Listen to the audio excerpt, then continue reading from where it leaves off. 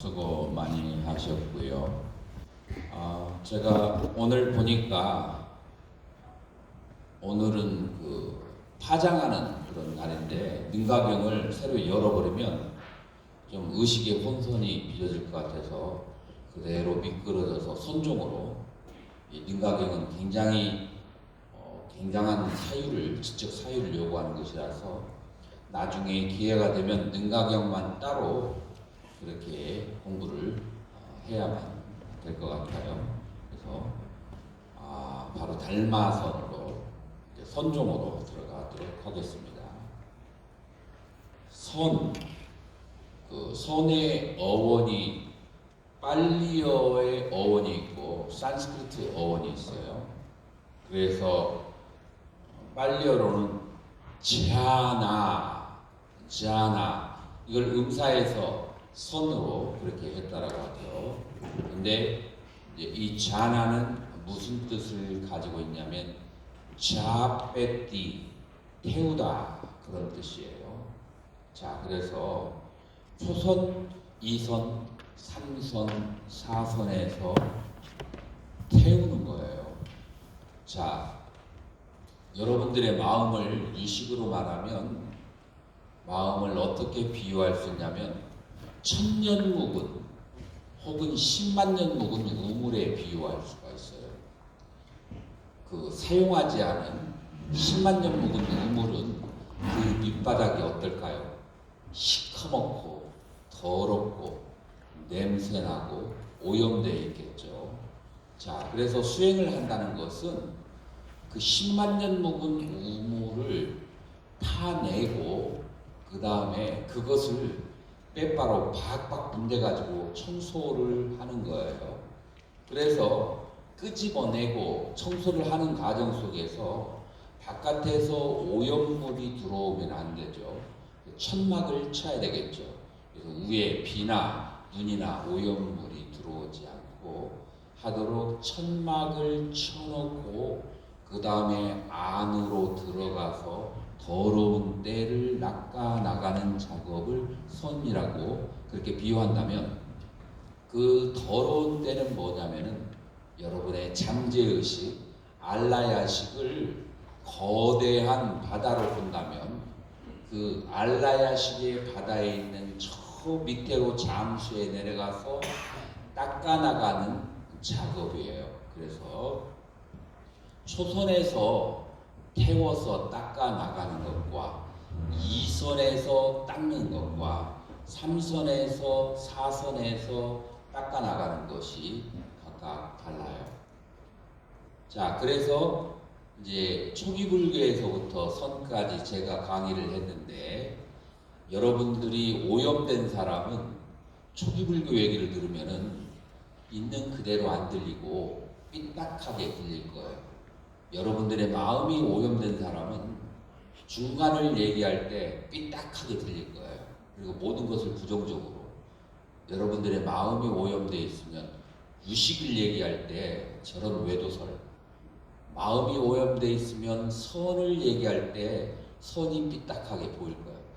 이것이 초기 불교에서 선까지가 삐딱한 것이 아니고 여러분들의 알라야식, 여러분들의 잠재의식에 있는 사견과 편견과 그리고 여러분들의 마음속에 있는 분노, 무언가를 갈라 찢어놓고 분열을 시키고 무언가를 잘못됐다라고 그렇게 표현하고 싶은 안에 있는 가득 찬 분노가 여러분들이 사물을 바라볼 때 계속해서 우아래로 갈라가지고 아래를 눌러버리는 그런 현상을 일으키는 거예요. 그러니까 대상에 분별할 대상이 있는 것이 아니고 여러분들의 기억 속에 한과 분노, 상처 그런 것들이 그렇게 보도록 나를 유도한다는 것을 쳐다보고 그것을 닦아 나가는 것을 선이라고 한다. 이제 그렇게 볼 수 있어요. 자, 그러면 지관이라는 측면 속에서 지는 어떤 식으로, 관은 어떤 식으로 하는가 하면은 지는 이해되지 않았어도 참으면서 하는 것이고, 관은 충분히 알면서 닦아나가는 것, 요 두 가지 차이가 있어요. 이해되지 않은 것은 나중에 나 자신을 풀어놓으면 다시 또 폭발해서 나와요. 관을 내서 알고 닦으면 다시 두 번 다시 일어나지가 않죠. 자, 그러면 사선이라는 것을 통해서 어떻게 자기 마음속에 있는 그 분열을 닦아 나가는가? 초선에서는 5가지의 감정적인 장애, 그거를 다른 말로 하면 탐진치예요. 탐진치, 무엇에 대한 욕계에 뭔가 아름답고 죽일 만한 것이 있다라고 하는 그런 오해, 그런 것을 일단 초선에서는 스톱시켜야 돼요. 어떻게? 바이브레이션을, 채널을 바꿔야 돼요. 그래서 채널을 바꿔가지고 이 욕계의 채널은 굉장히 바이브레이션이 높낮이가 강하고, 색계 초선에서는 이제 바이브레이션이 완만하게 그런 식으로 변해야만 되는 거죠. 바이브레이션을 바꿔버리면 욕계의 것하고 만나지를 않아요. 그러나 만났다 하면 또 불붙어요. 요게 선이 가지고 있는 그 사마타의 그 선이 가지고 있는 특징이에요. 근원을 닦아내는 것은 관법, 비파사나라고 그렇게 하죠. 조선에서는 탐진치, 욕계에 관련된 탐진치를 다스리고, 이선에서는 분별망상을 쉬게 하는 거죠. 이선에서는 분별망상을 쉬게 하고, 삼선에서는 정신적으로 뭔가 깊은 것을 막 쫓아다니는 그 마음을, 그것을 쉬게 하고, 사선은 몸의 그 즐거움에 대한 집착으로부터 쉬게 해요. 그래서 사선의 상태가 되면은 어떤 심리적 상태가 되느냐 하면은 오용락에 대해서 탐진치가 씌워져 있고, 분별망상의 바이브레이션이 씌워지게 되고, 그 다음에 기쁨을 추구하는 바이브레이션, 그 다음에 마음, 몸의 그 즐거운 상태, 항상 즐거운 상태를 추구하는 것이 씌워져서 바라는 것이 아주 미세해진 평정의 상태, 무엇이 바이브레이션이 평정한 상태가 되는 거예요. 그래서 거의 일자로. 그러면은 움직임이 멈춰지게 되고, 우리 논서에 보면은 호흡이 끊겨진다 라고 그렇게 나오죠. 그래서 움직임이 멈춰지게 되면 멈춘 잔잔한 호수와 같은 그 마음에 달들이 있는 그대로 보이는, 법이 있는 그대로 이제 보여지게 되죠. 자, 이게 이제 빨리에서 말하는 선에 대한 정의인데, 산스크리트어로는 디아나라고 해요.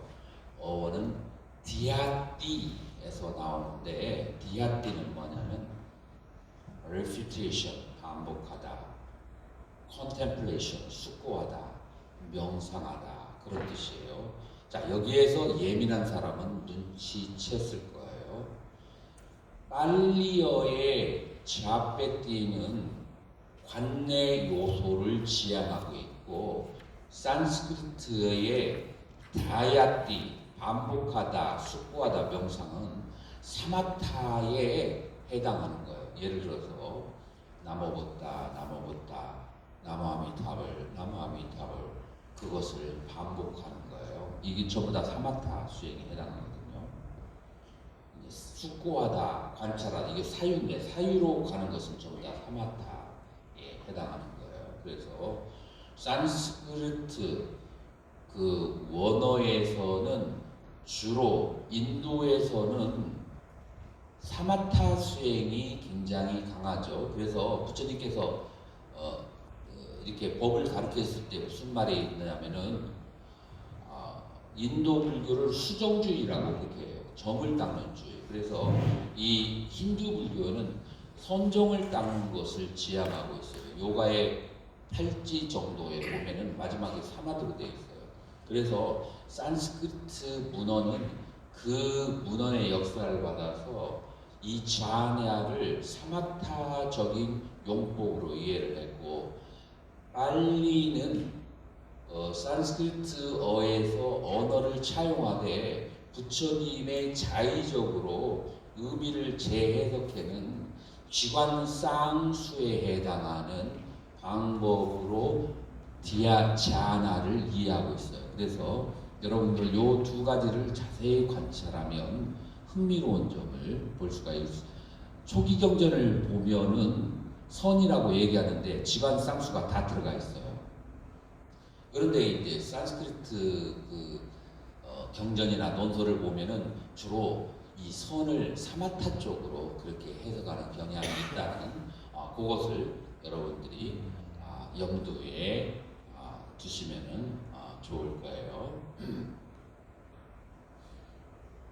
그래서 중국에 넘어올 때 빨리보다는 산스크리트 불교를 더 중국에서는 대승불교를 중시 여기기 때문에 선을 산매 쪽으로 이해하는 경향이 강했다라고 생각을 한다면, 그러면 선종에서 말하는 선은 산매를 얘기하는가?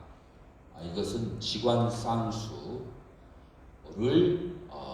우리는 봐야 돼요. 그래서 화두라고 하는 그 원래 그 용도가 산매용인가 아니면은 지관쌍수인가라고 했을 때, 요 화두도 지관쌍수라고 하는 것이 그것이 옳다고 생각하는데, 시간이 충분하지 않기 때문에 제가 증명하지는 못하지만 나중에 기회와 인연이 혹은 뭐 등연 스님 유튜브에서 치면 거기에 제 강의가 올라와 있으니까 그런 제목에 있는 것을 들어보시는 것도 그런 것도 하나의 방법이 될 거예요.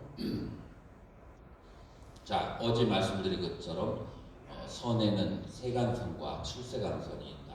초선, 2선, 3선, 4선을 닦아 나가는데 인무와, 그래서 온 계공을, 그래서 온 무아를 터득한 사람이, 깨달은 사람이 이거를 닦아 나가면은 출세간선이고, 그 다음에 법공을 그렇게 깨달은 사람이 이것을 닦아 나가면 그러면은 아라한이 되고, 그 다음에 아공을 깨달은 사람이 이 사선을 닦아 나면 수다원이 초선, 2선, 3선, 4선이 되는 거예요.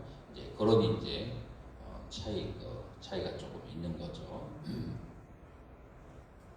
자, 그러면은 바로 달마대사는 선을 어떤 식으로 말씀하셨는지, 우리가 지금 현존하는 그 달마대사의 어록은 관심론, 혈맹론, 24행론 그렇게 되는데, 요즘에 중국의 그 신흥 그 불교학자는 이런 주장도 하더라고요. 그래서 달마 관심론과 혈맹론은 신수대사의 작품이다 라고 하는데, 아직 그렇게 100% 다 인정하는 것은 아니에요.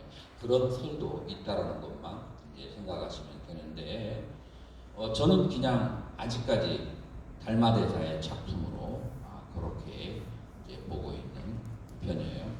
자, 가장 중요한 말, 관심일법 총섭재행이다. 마음을 관하는 그런 하나의 일법이 일체 모든 수행을 다 아우를 수 있다. 그래서 마음을 관하는 수행을 하면 기타 수행들은 다 따라온다 라고 해서 마음을 관하는 것으로 그렇게 수행의 최고 삼았어요. 자, 문제는 여기서 말하는 마음이 어떤 마음을 말하느냐라고 하는 거예요. 자, 그런데 관심론에서 곧바로 이어서 마음을 두 가지 종류로 얘기를 하죠. 마음을 뭐라고 얘기하느냐면은 마음에는 정심과 염심이 있다라고 그렇게 하는 거죠.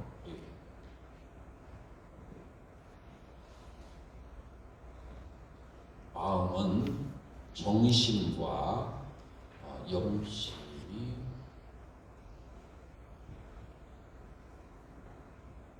마음은 정심과 염심의 두 가지가 있다라고 해요.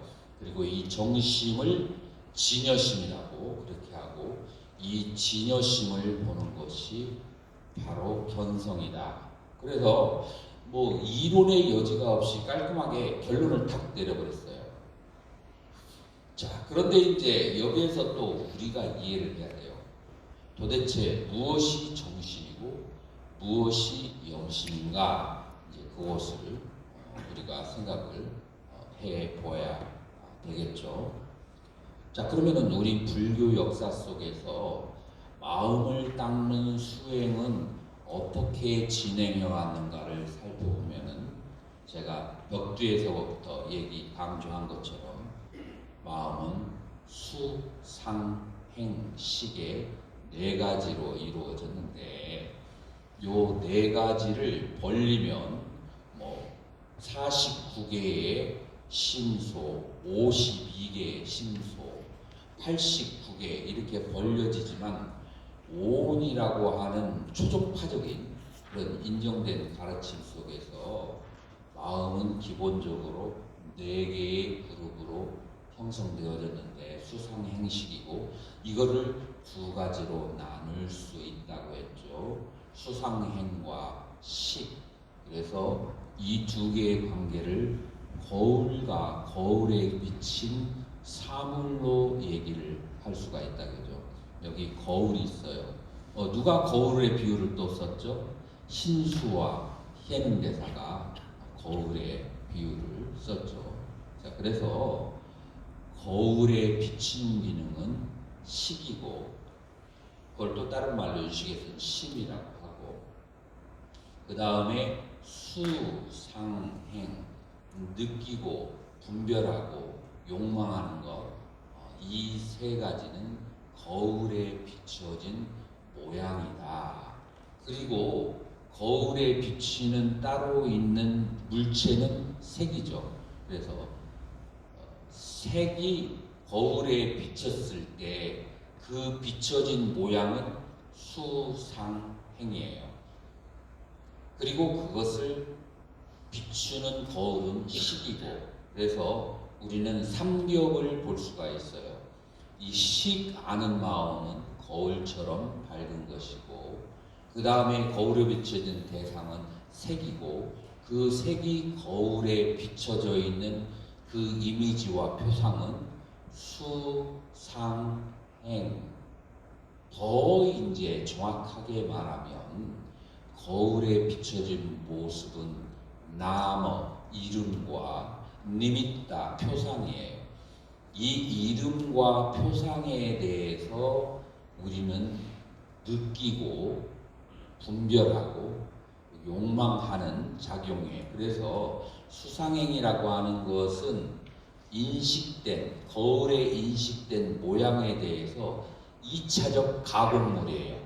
2차적 가공을 느낌으로 생각으로 욕망으로 일으키게 하는 거죠. 사람마다 느낌이 다르고 판단작용이 다르고 욕망이 달라요. 그것은 무엇 때문에 그래요?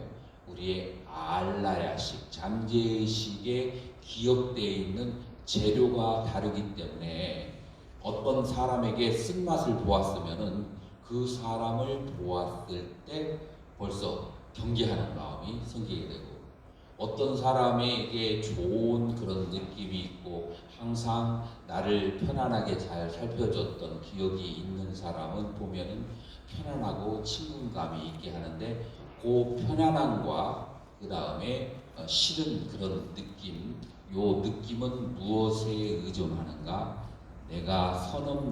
나에게 선험된 기억에 의지하고 요거를 전문용어로 알라야식이라고 그렇게 하는 거예요. 자, 자, 그렇게 해서 우리는 알라야식의 의지에서 고수, 낙수를 판단하고 시비, 옳다, 그르다, 그리고 이롭고 해롭다, 그러한 상을 분별하고 세 번째로는 그렇기 때문에 그 대상을 친하게 해야겠다라고 하는 친과 멀리해야겠다는 소, 그것은 다른 말로 욕구와 비욕구죠. 그런 행의 작용이 일어나는 거예요. 자, 그래서 수상행은 고락, 시비, 욕구 전부 다 무엇과 관련되죠? 번뇌와 관련되는 거예요. 이것은 계속 발달하면 번뇌와 관련되기 때문에 얘는 컨트롤하고 다스려야만 그렇게 되고, 그 다음에 그렇기 때문에 이 수상행에 집중하지 말고 대상을 경험할 때, 수상행을 경험할 때 바로 어디로 돌아와야 돼요? 그것을 아는 마음으로 돌아와서 그것을 아는 마음을 쳐다보라는 거예요. 거기를 쳐다보면 무슨 장점이 있죠? 그 아는 마음은 수와 상과 행을 비춰주지만 수상행에 물들지 않았어요. 거울은 대상을 다 비춰주지만 선악을 가리지 않고 거울 자체에 분별 자국은 없어요. 그냥 모든 것을 비추는 기능만 있죠. 그래서 거울은 번뇌가 없고 때가 없어요. 그렇기 때문에 육조 해능대사는 명경에는 그 보리에는 본래 나무가 없고, 그 다음에 그 거울에 대에는 채가 없다라고 하는 말이 그런 뜻에서 마음에는 그러한 시비 분별이 존재하지가 않다는 거예요. 그래서 그 마음으로 시시각각으로 대상을 볼 때 그 마음으로 회광만조에서 돌아오라. 이것이 바로 무엇이냐면 견심이고 정심을 보는 거예요. 그래서 견정심, 견진여심이고 이것을 견성이라고 하는 거죠. 그러나 그것을 보았다고 해서 나의 무시대로 쌓아올린 업스, 내가 고락을 판단하고 시비를 판단하고 무언가를 요구하는 것이 순식간에 사라지지는 않기 때문에 그것을 닦아나가는 과정이 바로 수도라고 그렇게 할 수 있죠. 그래서 견도와 수도, 견성과 그 다음에 견성 오후의 보힘이라고 하는 것이 이와 같은 두 가지 원리로 이루어져 있는 거예요. 어떤 원리? 수상행을 다스리는 것과 그 식을 보는 것, 이 두 가지로 이루어져 있는 거죠. 자, 그런데 관심론에서는 마음을 일단 보는 것을, 그래서 거울과 같이 맑은 마음을 보는 것을 견성이다라고 그렇게 얘기하는 거예요. 그런데 저번에도 얘기한 것처럼 이 법이 하늘에서 뚝 떨어진 것이 아니고 유식에서 견분과 상분이 있는데 그 견분과 상분이 섞여 있는 의식 속에서 아는 마음을 재우쳐 돌아보면 스바 삼베다나 자증분이 바로 이 견심, 견성에 해당하는 것이고, 그리고 이 이식의 이 수행 방법은 사념처 가운데 심념처와 법념처가 있는데 심과 법이 동시생, 동시멸 하는데 법을 바라볼 때 마음을 관하는 것이 바로 심념처가 되는, 그래서 이 심념처의 사념처 중에 심념처의 수행이 유식의 자증분의 수행으로 이것이 달마대사이에서 견성이라고 하는 견정심, 견열애심, 견진여심이라고 하는 수행으로 연결되어 왔지만 언어가 살짝 바뀌었지만 그 기본적인 수행하는 패턴은 전혀 달라지지 않고 있다라고 그렇게 볼 수가 있어요. 자, 그러면 이 사행론에서는 더 카테고리를 명확하게 하는데, 하나는 이치로 들어가는, 그 다음에 실천행으로 들어가는 두 가지로 얘기하는데, 이입이라고 하는 것은 부처님의 가르침을 통해 깨달음에 들어간다. 여기서 부처님의 가르침은 무엇이냐면 능가경이나 혹은 십지경에 말하는 열애장이나 불성, 그런 것들을 말하는 거예요. 인간의 마음은 본래 청정하고 물들미 없다. 물들미 없는 상태를 열애장이라고 하고, 불성이라고 하는 것은 이 세상은 사람도 있고 코끼리도 있고 남자와 여자도 있지만 그것을 만든 재료가 금이라고 하는 측면 속에서 모든 것은 금으로 만들어진 것이다. 채로 얘기하는 성종은 불성을 얘기하는 거예요.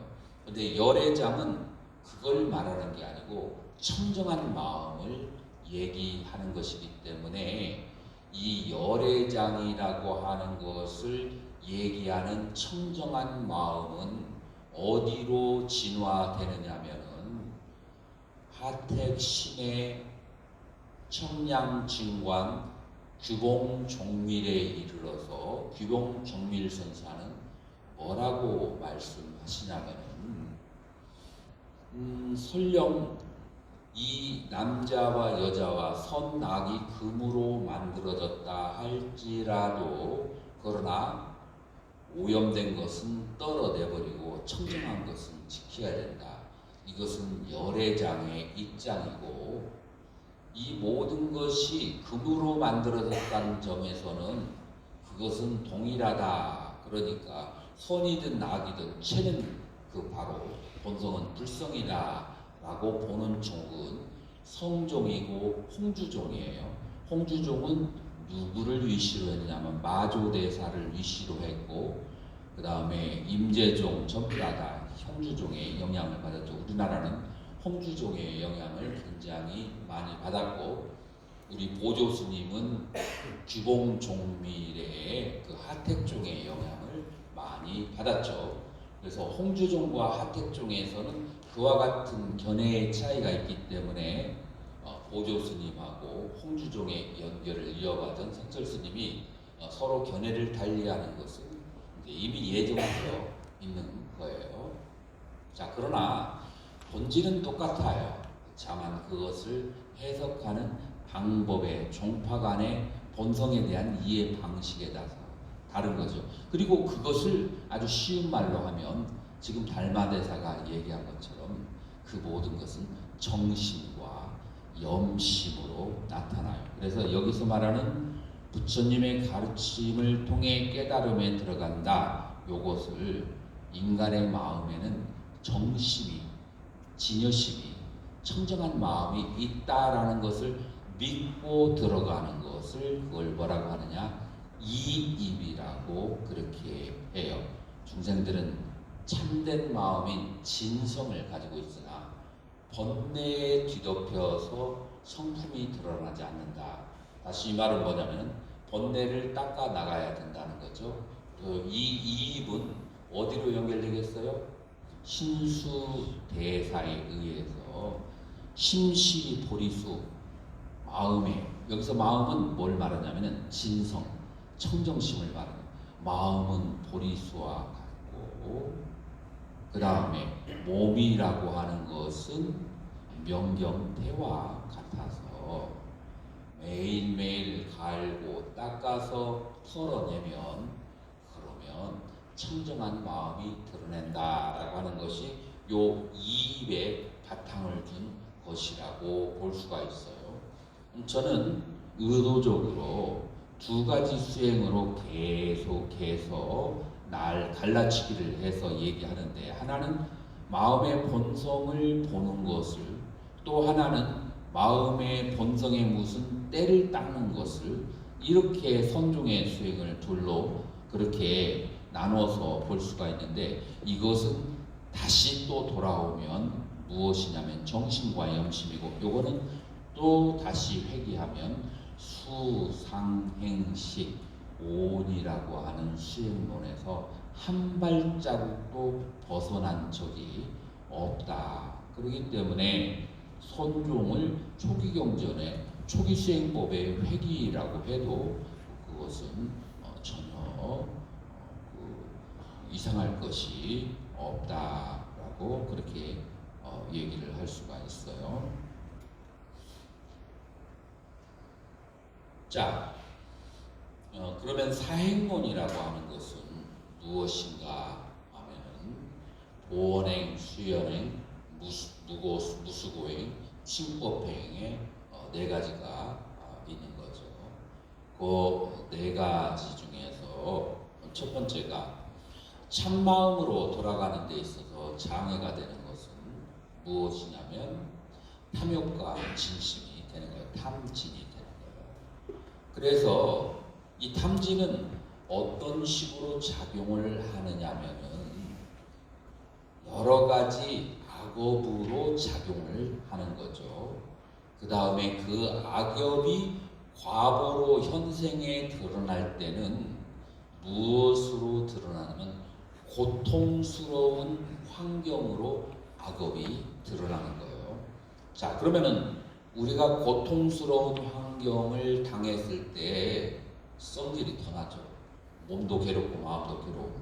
그럼 성질이 더 나면 평상시에 성질을 더 내게 되고, 그러면 이제 무슨 법칙이 형성되냐면은 빈익빈 부익부라고 하나, 그 무슨 뭐 순환의 법칙이라고 하는데, 점점점 악업을 더 짓게 되는 거예요.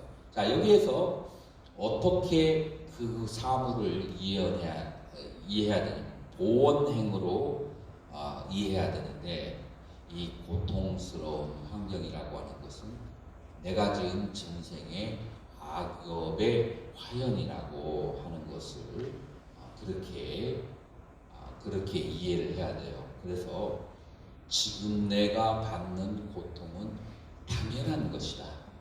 당연할 뿐만 아니라 불법승 삼보의 가호를 받아서 10개의 고통을 받을 것을 하나밖에 안 받는다.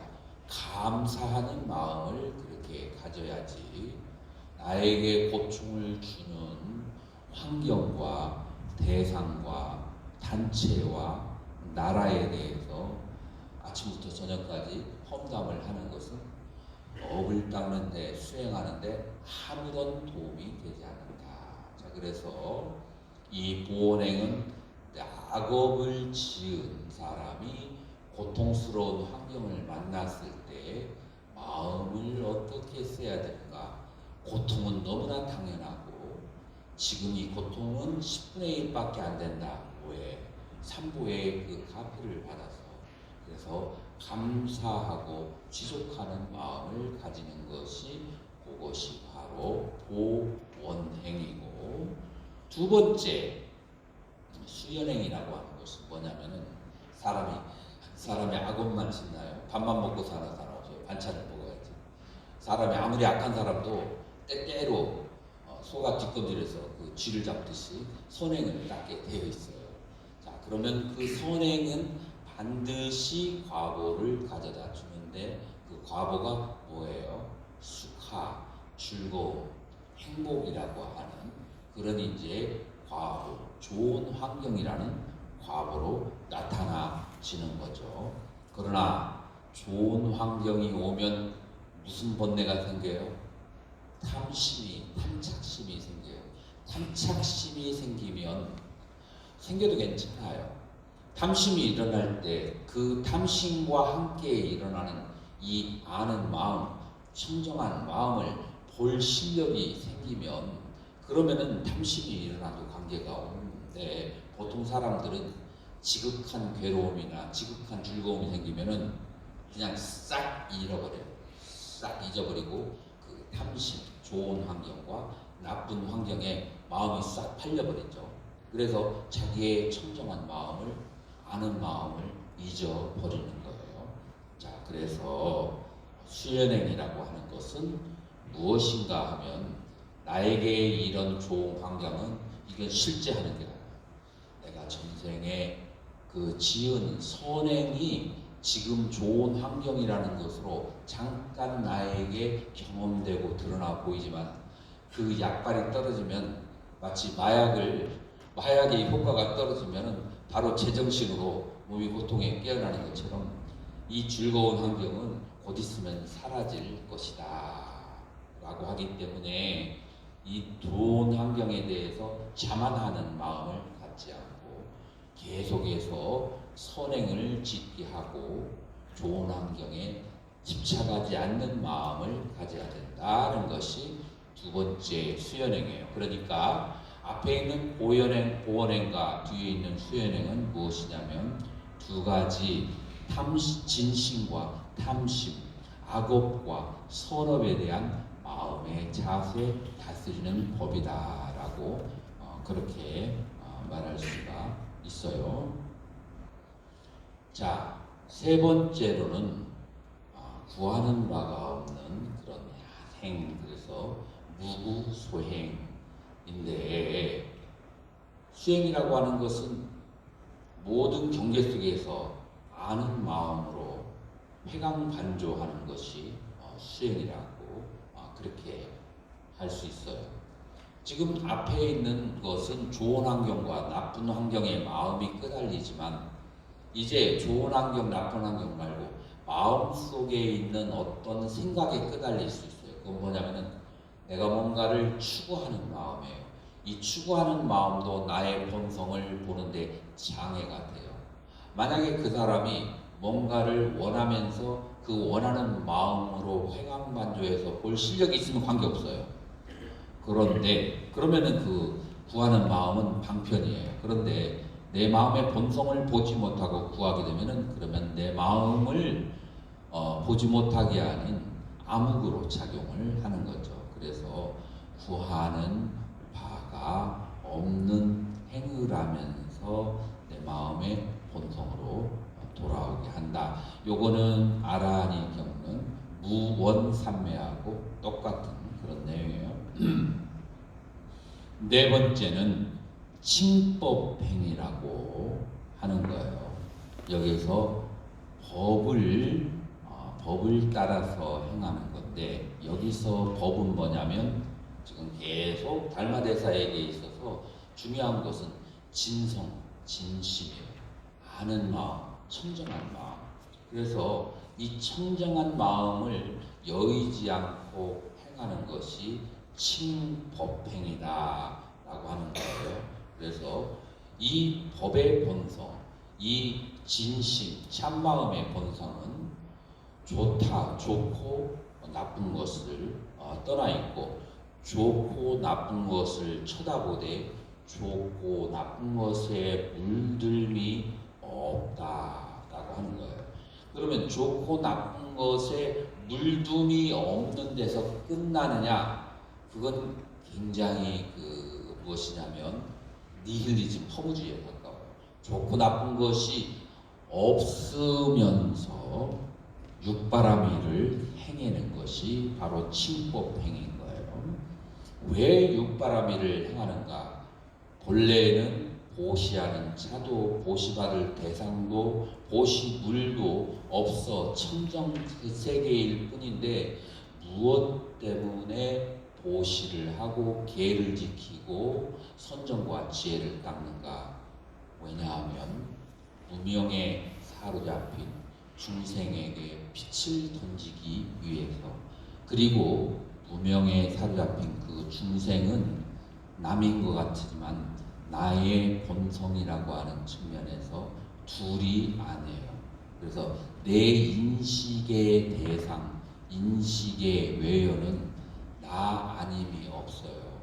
왜냐하면 나의 행복과 불행은 나에게만 의존하는 게 아니고 내가 바라보이는 세계, 내가 듣는 세계, 내가 냄새 맡는 세계, 그것에 의지해서 내 행, 불행이 의존되기 때문에 내가 인식하는 대상들이 남이라고 생각하는 것은 무지, 어리석음에서 오는 거예요. 내가 인식하는 대상이 바로 나를 구성하는 요소예요. 그래서 내가 있다면 이 온 유지의 생명들과 인식 대상이 어울러서 나고, 만약에 남이 남이라고 한다면 나도 남이에요.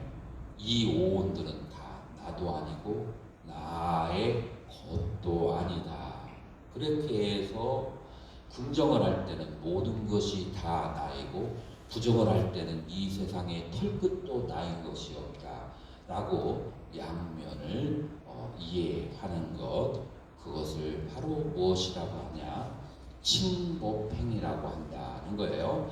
이와 같이 달마대사는 이입 사행론을 통해서, 이 사행론을 통해서 마음의 본성을 바로 돌아가지 못하는 사람에게, 바로 진성을 바로 직관해서 보지 못하는 사람들에게 진성으로 돌아갈 수 있는 방법을 열어준 거죠. 이 사행을 통해서. 자, 그러면 달마의 제자들은 견성, 견심이라고 하는 것을 따라가는 수행자가 있고, 이 사행론을 통해서 수상행을 닦아서 자기의 본성을 회복하는 그런 이제 제자들이 있어요. 자, 그러면은 이제 그것이 어디에서 뚜렷하게 나타나냐 하면은 바로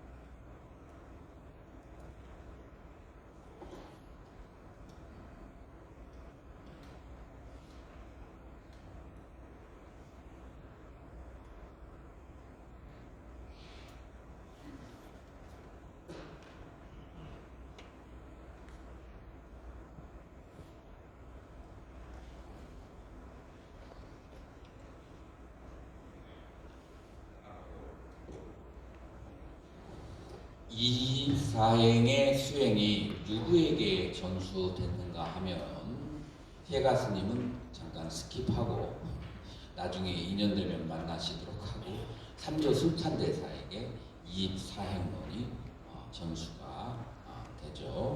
자, 그래서 삼조 승찬대사가 신신명에서 지도문안 유형 간택 탄막증의 통연명백 욕득현전 막존 순역하라 라고 초장부터 그렇게 얘기를 하죠. 자, 그래서 여기에서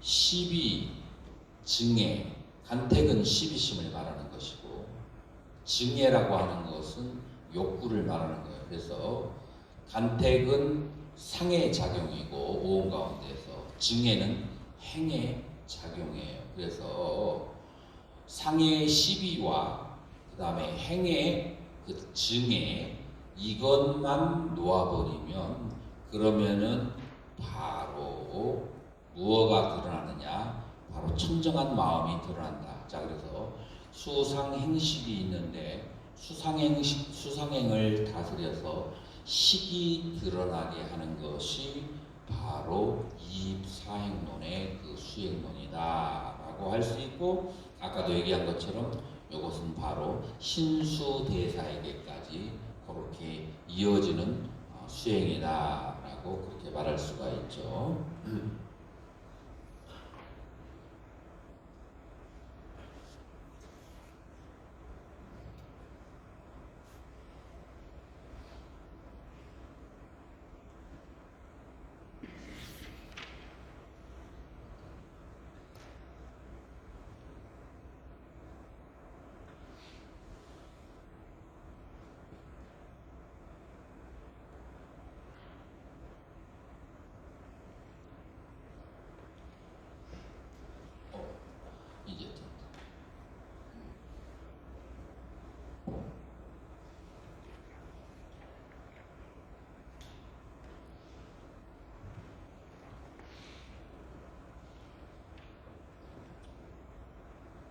여러분들은 이 마음을 체와 용으로 다시 생각해 볼 수 있어요. 마음은 체가 아는 체가 있어요. 용, 사용되어질 때 마음은 어떤 식으로 사용되어지는가? 느끼고 생각하고 욕구하는 작용을 느끼고 생각하고 욕구하는 것을 현대 심리학적으로 말하면 뭐냐면은 지, 정, 의의 작용이에요. 상은 지적 작용, 수는 정서적 작용, 그 다음에 행은 의지적 작용이에요. 그래서 마음의 작용은 지정의로 이렇게 이루어지고 거기에서 항상 따라다니면서 아는 마음이 있다라고 그렇게 말할 수가 있어요. 여러분들 이 욕구를 다스리지 않으면 선한 욕구로 다스리지 않으면 이 청정한 마음이 보여지지가 않아요. 예를 들어서 어떤 학생이 여러분들의 신도님의 그 자녀가 있는데 이 학생이 학교를 가는데 석 달 동안 학교에 오지를 않아. 집에서는 항상 학교에 잘 다녀오겠습니다 하고 갔는데 선생님은 찾아와서 석 달 동안 안 왔다고 해요. 어디로 빠졌을까요? 오락실로 빠졌어요. 그래서 학생을 데려와서 얘기를 해요. 너는 지금 이 시기에 공부하는 것이 중요하지 않니? 네, 알고 있습니다. 그런데 왜 학교를 안 갔니? 오락을 하고 싶은 욕구가 공부를 하고 싶은 욕구보다도 더 강합니다. 자, 그런데 오락을 공부할 시간에 하지 않으면 너의 미래가 별로 밝지 않으라는 것을 알고 있니? 이건 상해작용이에요. 이해. 네, 알고 있습니다. 제가 앞으로 앞날이 창창하지 않으리라는 것을 알고 있습니다. 자, 그런데 왜 너는 오락실을 가니? 공부를 않고. 네, 오락을 하고 싶은 욕구가 공부를 하고 싶은 욕구보다도 더 강해서입니다 라고 하는 거예요. 눈치가 빠른 사람은 이 비유가 뭘 말하는지 알 거예요. 제가 7년째 대학 원장을 하는데 많은 사람들이 수행을 그 다음에 부처님의 가르침을 깊이 배우기를 원하고자 하는 그런 바람이 있어요. 내가 봤을 때는 요 바람보다도 더 큰 바람이 있는 사람들은 공부를 잘 못하더라고요. 더 큰 바람은 뭐냐 하면은 습관, 그 다음에 다른 이 공부보다도 더 재미있는 욕구가 있으면은 공부는 잘 하지 못해요. 자, 그렇기 때문에 어떤 사람이 수행해서 깨달음을 얻고자 하는데 그런데 이 욕구가 다스려지지 않으면 얘는 누르면 용수철처럼 튀어나와요. 그렇기 때문에 이게 누른다고 해서 해결되는 문제가 아니에요. 그래서 이 욕구, 욕망의 정체를 분석하고 있는 그대로 알지 못하다면 다시 말해서 반야신경에서 말하는 것처럼 행즉시공이라고 하는 욕구라고 하는 것이 공하다라고 하는 것을 이해하지 못하면 그것을 누른다고 해서 눌러지지가 않아요. 자, 그러면은 행직시공은 어떻게 이루어지는가 하면은 바로 욕구라고 하는 것은 구성 요소가 두 가지가 있다는 것을 알아야 돼요. 내가 어떤 나의 그 미래하고 내가 승려로서는 그래서는 안 되는데 나의 승려의 미래가 그 다음에 다음 생에 3억 개 떨어진 것을 뻔히 알아. 그런데 어떻게 해? 내가 그런 욕구가 더 강한데 그러면 이제 철저하게 자기의 욕구를 분석을 해야 돼요. 욕구라고 하는 것은 두 가지의 구성 요소를 가지고 있다는 것을 알아야 돼요. 하나는 락수와 두 번째로는 나에게 이롭다는 생각이에요. 무엇이냐면 이제 제가 스리랑카 인도에서 거의 25년가량을 공부를 그렇게 했는데 열대지방에서 살다 보니까 열대지방에서 굉장히 그 필요한 성분이 오렌지 주스의 성분이고 그거를 굉장히 좋아했었어요. 그래서 오렌지 주스를 배기에 타기만 하면 10잔 이상을 막 시켜서 그렇게 먹어서 스튜디오스가 굉장히 나 때문에 힘들어요. 내가 산 배기 맨날 그냥 띵동 눌러가지고 오렌지 주스 갖다 달라고 하니까 그래도 싫다는 얘기는 않더라고요. 그런데 이 욕구가 제가 한국에 들어왔을 때 2월 중순에 들어왔는데 아주 차갑고 추운 산사에 딱 들어와 있으니까 이 욕구가 사라지더라고요. 그래서 많은 사람들이 내가 오렌지 주스를 좋아한다고 생각해서 막 그냥 수없이 많은 박스를 가져왔는데 5월 때까지 손도 안 댔어요. 그래서 무엇을 제가 알았냐면 오렌지 주스에는 자성이 없다. 무슨 자성이 없냐? 맛있다는 자성이 없어요. 무엇에 의해서 맛있다라고 내가 생각하는가? 그것은 뭐냐면은 조건에 의해서 맛있다라고 생각하고 조건에 의해서 맛없다라고 생각하지만 오렌지 주스 자체는 맛이 있거나 없거나 하지 않다는 것을 알게 됐어요. 어떤 조건이냐? 더운 날씨에 땀을 많이 흘리고 그 다음에 염분이 많이 빠진 사람은 오렌지 주스를 많이 마시게 되고 추운 날씨에 땀을 흘리지 않는 상태에서는 오렌지 주스에 대한 욕구가 일어나지 않는다. 자, 그래서 우리는 두 가지 구성 요소인데 오렌지 주스를 마시고 싶어하는 욕구가 있는 사람은 그 느낌, 락수, 그 맛을 좋아하거나 두 번째 이것을 먹으면 나에게 유익하다라는 생각. 맛이 락수라는 것은 수고 그 다음에 이롭다는 생각은 상이에요. 그래서 수와 상에 의존해서 행이 발생하는 거예요. 그 발생의 조건이 수와 상이에요.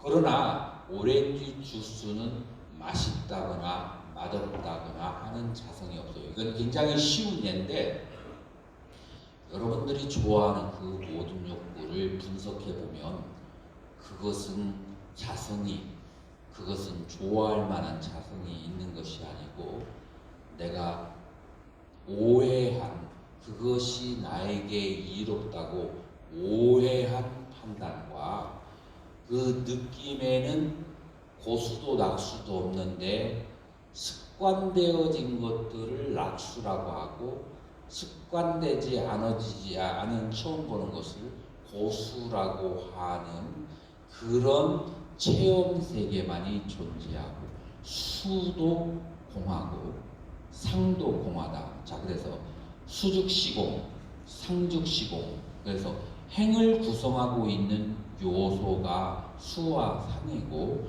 수와 상이 공하니까 그것의 합인 행도 공하다. 그래서 이 수상행이 공하다는 원리를 증득하지 않으면 우리가 습관되어진 그런 욕망으로부터 벗어나기는 어려워지게 되는 거예요. 자, 그래서 지금 이 사행론에서 그렇게 가르치는 것은 이렇게 수상행을 다스리는 수행이고 이것이 신수대사가 말하는 항상 이 내 마음에 앉은 본내를 보고 본내를 시시각각으로 닦아내라고 하는 것이 이 사행의 수행이 그 승찬대사의 신신명을 해서 바로 신수대사까지 이어진 그런 수행법이 하나가 있는 것이고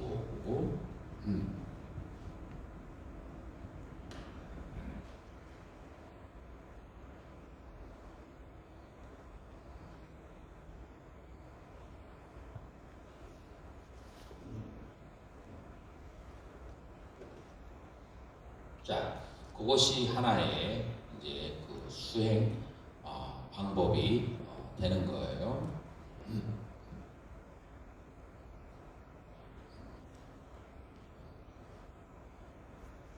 자, 두 번째로 이 수상행을 다스리는 두 번째 방법. 여러분들 수상행은 마음이 아니에요. 그래서 저는 개인적으로 수상행은 반물질이라고 그렇게 얘기해요. 왜 반물질이라고 하냐면 느낌은 물질에 대한 느낌이에요.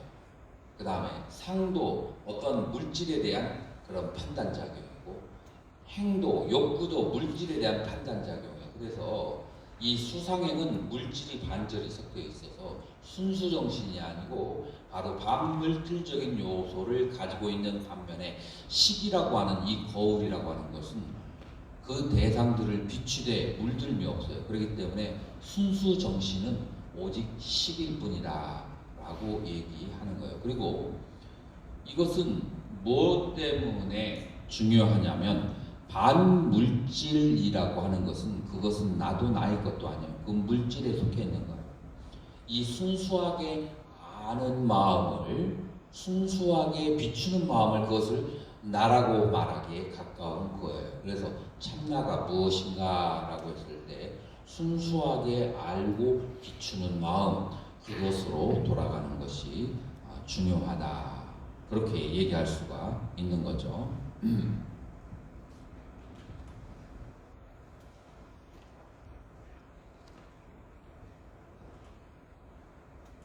그래서 이제 여러분들이 기본적으로 아셔야 될 것은 참마음과 그 다음에 물들은 마음, 정신과 영심은 동시생, 동시멸한다는 것을 기본적으로 알아야 돼요.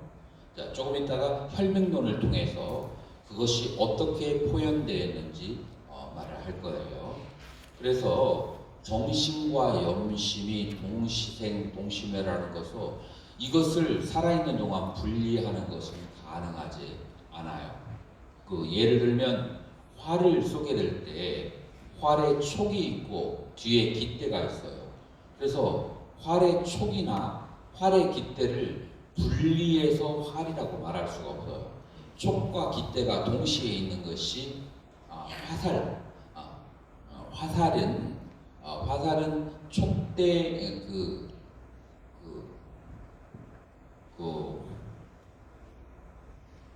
활의 그 심과 그 다음에 날개, 이 두 개가 합쳐져서 화살이 되는 거예요. 이걸 분리하면 화살이 되지 못해요. 그래서 동시생 동시멸이에요. 그래서 화살의 그 심이라고 하는 것, 그 다음에 화살의 날개라고 하는 것은 바로 식과 수상행, 심과 심소의 관계가 있다. 그래서 분리는 할 수 없는데 우리가 집중을 할 수 있어요. 어디를 쳐다보는가? 이 화살 촉을 쳐다볼 수 있고 화살의 깃대를 쳐다볼 수 있어요. 마찬가지로 수상행이 일어날 때 수상행에 마음을 둘 수 있고 그것을 아는 마음에다가 내가 마음의 중심을 둘 수 있어요. 수상행에 마음에 초점을 두면 그러면 시비와 분별과 윤회로 빠지게 되고 그것을 아는 마음으로 마음을 두게 되면 중심을 두게 되면 그러면은 시비와 분별을 떠나서 청정한 마음, 윤회를 여의 쪽으로 돌아가게 된다. 이것이 굉장히 중요한 것이다라고 할 수가 있어요.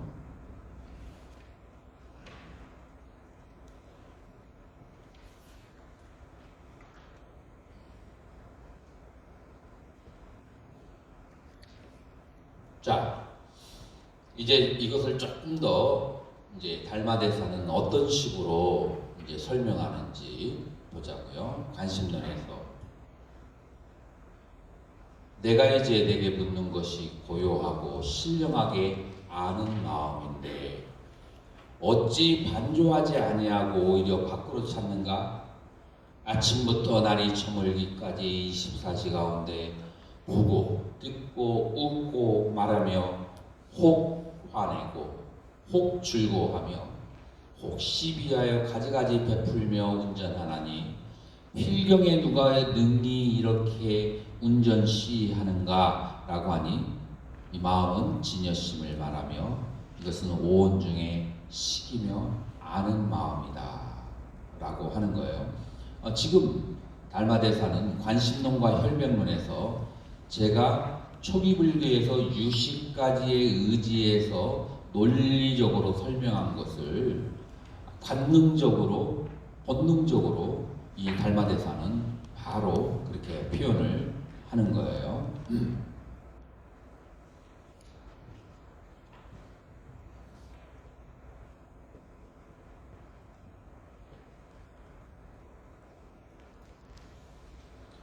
또 색신이 운전한다고 말한다면 무슨 까닭으로 사람이 한 생각 사이에 명을 맞춤에 몸이 흐늘흐늘 썩어 무너지지 않았는데 눈이 보지 못하고 귀가 듣지 못하고 코가 향기를 분별하지 못하는가? 만약에 몸이 이런 기능을 가지고 있다면 왜 죽으면 그러면 그런 것을 하지 못하는가라고 하는 거예요. 이것은 능히 보고 듣는 동작이 반드시 너의 본 마음이 그런 것을 알 것이니라 라고 말한 것이다. 저기에서 우리의 모든 것을 일으키고 관장하는 마음은 바로 아는 마음이다. 그 아는 마음이 작용할 때 수, 상, 행과 함께 작용한다 라고 하는 것을 알아야 되죠.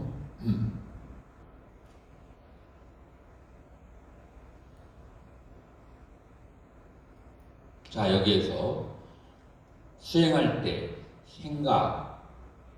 생각이라고 하는 것은 수상행에 해당하는 것이고, 제가 며칠 전에 그랬던 것처럼 수도에 들어갈 때는 생각이 아니라 마음으로 신수시법을 그대로 보는 그것을 수행이다. 그것을 수도라고 하고, 만약에 생각으로 어떤 법을 관하는 것은 사해라고 해요. 그래서 사해와 문예와 수해가 다른데, 만약에 생각으로서 법을 생각하고 얘기하는 것은 그것은 오온 중에 상으로 하는 것이고, 그것은 사해에서 벗어나지 못하고 그건 직관한 게 아니에요. 수해라고 하는 것은 뭐냐면 아는 마음이 신수신법이나 오온을 있는 그대로 생멸하는 모습을 보고 따라가는 것, 아누사띠, 따라가면서 쳐다보는 것, 그것이 바로 수행, 그 다음에 수해라고 그렇게 말할 수가 있어요. 그래서 우리는 생각이 가지고 있는 한계, 그 다음에 생각을 버리고 바로 직관하는 것, 그 차이를 명확하게 알 필요가 있죠.